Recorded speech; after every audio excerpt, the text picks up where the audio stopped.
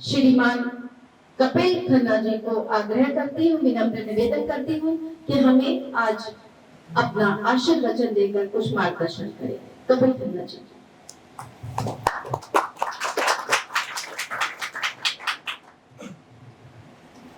परम आदरणीय आचार्य योगेश्वरी जी महाराज के पावन चरणों में नमन करता हूँ। स्वामी रामानुजाचार्य जी हमारे साथ मंच पे आसीन आचार्य राम गोपाल दीक्षित जी, जिनकी अनेकानेक विधाओं से हम सब परिचित हैं और लेटेस्ट विधा जो इनकी अभी पता चली है, बड़े अच्छे गीतकार और गायक भी हैं।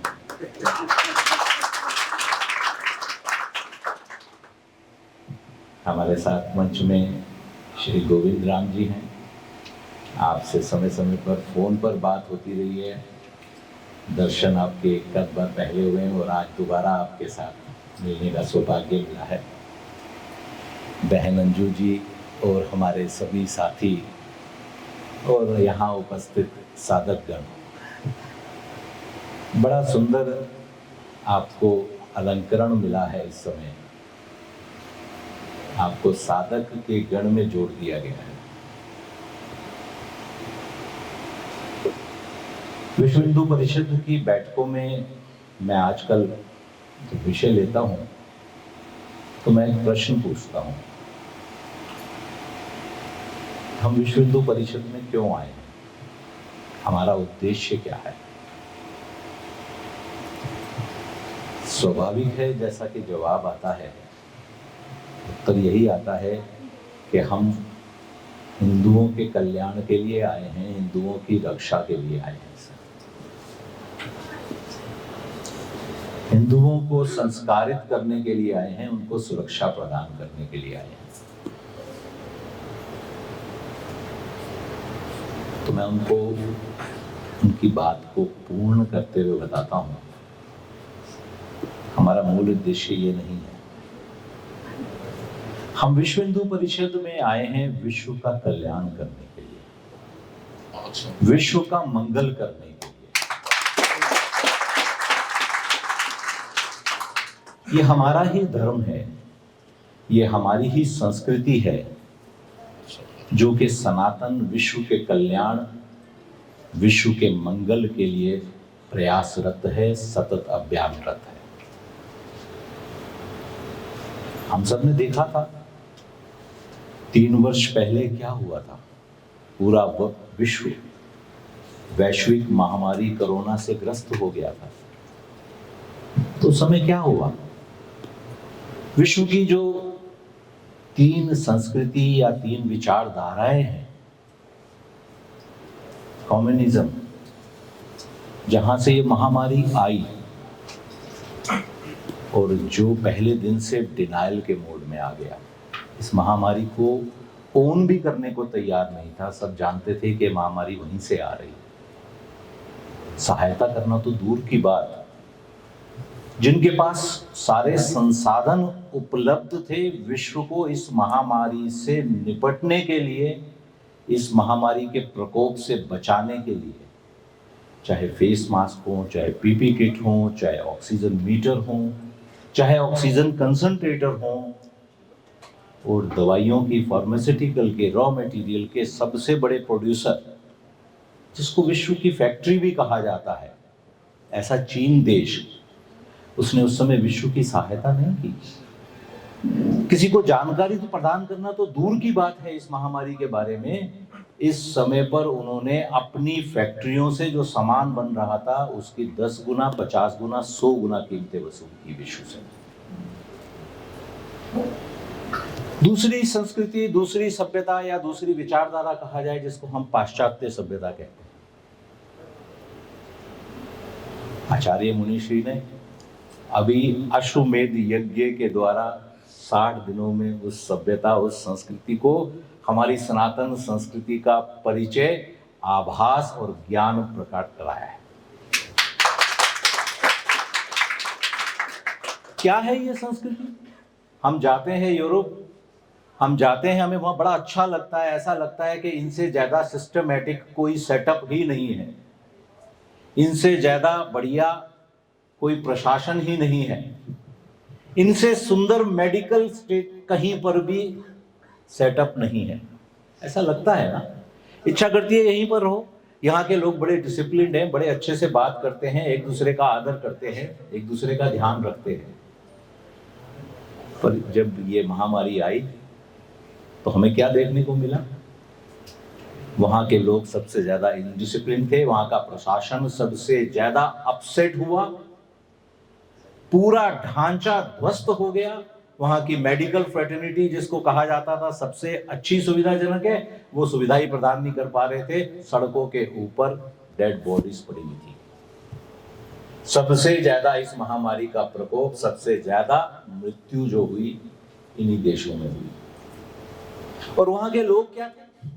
प्रशासन ने कहा भाई घर में रहो, मास्क लगा लो, मास्क नहीं लगाया, सड़कों पे आंदोलन करने उतर गए।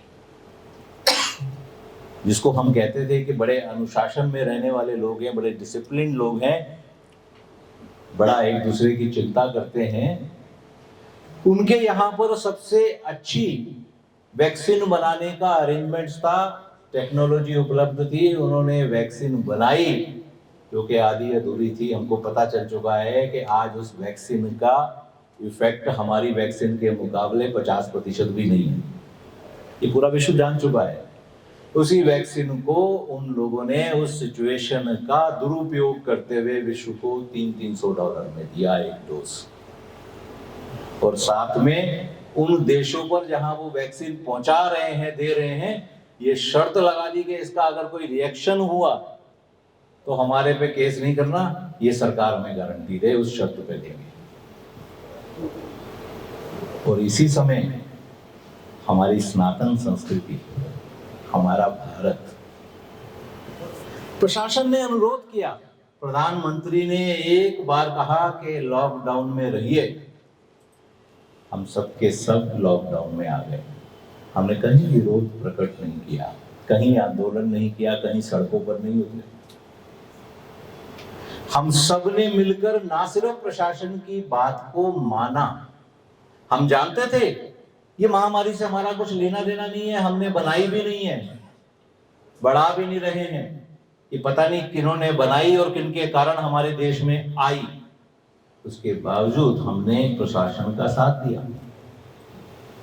ना सिर्फ साथ दिया, लॉकडाउन में रहते हुए अड़ोस पड़ोस में कोई भूखा नहीं रहे, इसकी चिंता की। पड़ोस में मजदूर हैं, एक घर बन रहा है, कंस्ट्रक्शन चल रही है, उस मजदूर के पास खाने के लिए नहीं है, अड़ोस पड़ोस के घर वालों ने अपने घर में खाना बनाकर पहुंचाया।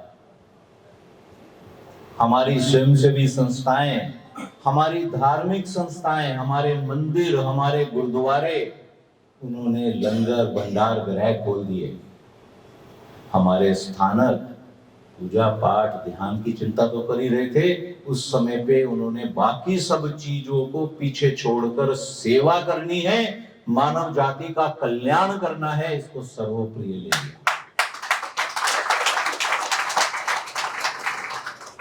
हमने उस समय अगर आवश्यकता पड़ी तो हमने शमशान घाटों में जाकर अंतिम संस्कार सम्मानजनक हो, जिनकी दुखद मृत्यु हुई है इस समय, इसकी भी चिंता की। हमारे यहाँ एक भी सर्जिकल मास्क नहीं बनता था, हमारे यहाँ एक भी पीपी किट नहीं बनती थी। प्रशासन ने अनुरोध किया, आह्वान किया, हमारे टेक्सटाइल जो फैक्ट्रियां थी उन्होंने तुरंत अपने यहाँ पर इस टेक्नोलॉजी को लाए, बनाया, डेवलप किया।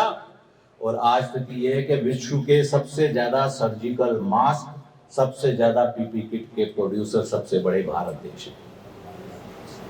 ये सिर्फ 3 महीने में ये सारा काम लॉकडाउन के अंदर रहते हुए उन्होंने किया। वैक्सीन हम बनाना नहीं जानते थे, हमने वैक्सीन का डेवलपमेंट अपने यहां पर कर लिया।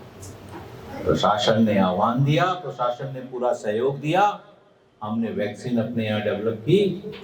ना सिर्फ डेवलप की, उस वैक्सीन को भारत में 300 करोड़ से ज्यादा डोज उसकी फ्री दी, विश्व में कहीं नहीं हुआ।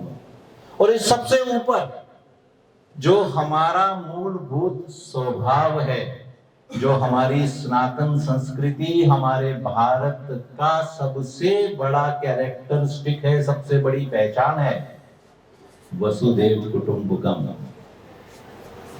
उसके सिद्धांत का पालन करते हुए विश्व के 70 देशों को फ्री वैक्सीन दी। ये अंतर है हमारे धर्म में, हमारी संस्कृति में, भारत भूमि में और बाकी संस्कृति बाकी जगह। इसीलिए जब मैं ये कहता हूं कि विश्व हिंदू परिषद में किस लिए आए हो, हम विश्व कल्याण के लिए आए हैं। विश्व कल्याण, विश्व का मंगल तभी होगा जब हिंदू जागेंगे, हिंदू इकट्ठे होंगे और अपनी संस्कृति के प्रचार प्रसार को दिल से आगे बढ़ाएंगे। प्रिय साथियों, आप सब उसी कड़ी में जुटे हुए हैं। आप जो कार्य कर रहे हैं वो बड़ा महान कार्य है। हमें ईश्वर ने ये जो शरीर दिया है, ये किस लिए दिया है?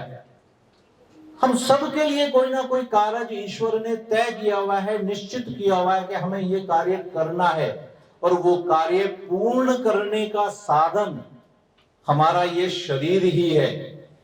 हम इस शरीर को स्वस्थ रखेंगे तभी हम उस कार्य को पूर्ण कर पाएंगे, तभी ईश्वर की आराधना कर पाएंगे, तभी हम अपनी भक्ति, अपने कार्य को पूर्ण कर पाएंगे। और उस ईश्वर के कार्य को, उस ईश्वर के संदेश को, उस ध्येय को पूर्ण करने के लिए जो हमें शरीर मिला है, उस शरीर को सही चलाने का कार्य आप सब साधक मिलके कर रहे हैं। आप सब बधाई के पात्र हैं। आप सब बहुत बहुत साधुवाद। आज हम सब लोग यहाँ जुटे हैं। हम सबको इस रास्ते में, इस मार्ग में पहुंचाने वाले हम सबके आदरणीय लाजपत राय मेहरा जी के जन्म दिवस पर हम सबको आज उनको नमन करते हुए, उन सबके द्वारा, अपने सबके कार्य के द्वारा उनके पहुंचाए हुए संदेश को आगे बढ़ाने का संकल्प अपने जीवन में उतारना है, उसको आगे बढ़ाना है। विश्व के कल्याण के लिए सभी स्वस्थ हों, इस कार्य को पूर्ण करना है। इस बात को अपने मन में बांधकर, इस लक्ष्य को तय करके हम यहाँ से जाएं तो मुझे लगता है आज के इस कार्यक्रम की सकारात्मकता बनेगी। मेरी शुभकामनाएं, आप अपने इस कार्य में आगे बढ़ें। नमस्कार, धन्यवाद, जय श्री राम। न्यूरोथेरेपी का कंप्लीट कोर्स सीखने के लिए जुड़िए हमारे ऑनलाइन ट्रेनिंग प्रोग्राम से और जानिए करीब 100 बीमारियों का इलाज बिना दवा और बिना मशीन के। इस न्यूरोथेरेपी ऑनलाइन ट्रेनिंग प्रोग्राम से आप घर बैठे बन सकते हैं गवर्नमेंट सर्टिफाइड न्यूरोथेरेपिस्ट।